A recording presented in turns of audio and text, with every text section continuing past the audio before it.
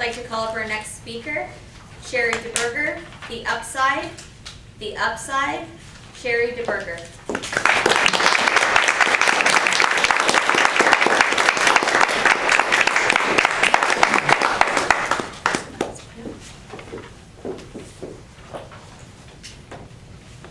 I love kids. I've always loved kids. Always wanted to hold the babies and snuggle them.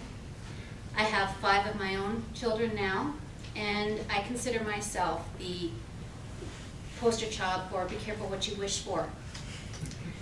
Madam Toastmaster, fellow Toastmasters, and most valued guests, I'm thrilled to be here tonight. I'm very excited. Let me give you a little bit of background about myself. My name is Cherie DeBurger. I'm 44. I'm happily married.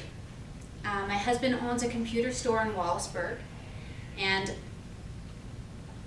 I pretty much had the world by the tail, or so I thought. In 2009, I was writing for a local newspaper, a weekly column. I was submitting articles to different magazines. I was published in Our Canada. My husband's store was doing well. My children were growing and healthy and happy, and everything was going good. And then I found a lump in my armpit. So that threw things in a bit of a tizzy. I went through a whirlwind of appointments to ultrasounds and biopsies and doctor's appointments. And within a matter of weeks, I was sitting in the doctor's office with my husband and my mom and dad, and she said, "You have breast cancer." And it's hard to describe what you feel when you hear those words. It was like a rush of 50 million emotions, but at the same time, I was kind of numb. So I zoned out while my husband and my parents gathered the information, because there was no point of trying to take anything in at that point. The ride home was very quiet. When we got there, my oldest daughter, who was 16 at the time, was babysitting the kids. And I remember walking in the front door, and I had my head down, because I thought, as long as I'm not looking at them, then they won't be able to see my face. They won't know what's going on. I thought, I want to keep them in the world where their mother is okay, as long as I possibly can. So I walked in, and my son, who was 16 at the time, came up to me, and I looked up and I said, "I'm sorry guys, it's cancer." And I remember he grabbed me in a wrestler type hug and started crying into my chest. And my daughter was across the room, and my husband had taken a hold of her, and she was crying and he was crying, and I realized at that moment that that was the first time that they had ever seen my husband cry. It was a hard time. So the next day was a school day, but of course I said, "Everybody stay home." I thought, there's no way I'm going to sit here by myself and dwell on everything. I can't do that. And I thought, okay, we got to deal with this. My youngest was 2. She got up. She wanted her bottle. My second, he wanted me to change the channel on the TV. My third child, he wanted his cereal, and it had to go on the way that it went on. They didn't know I was sick. They didn't realize what cancer was or what could happen. So I thought, okay, I've got to find an upside to this. I've got to find a positive thing to this, because my family needs me and I need my family.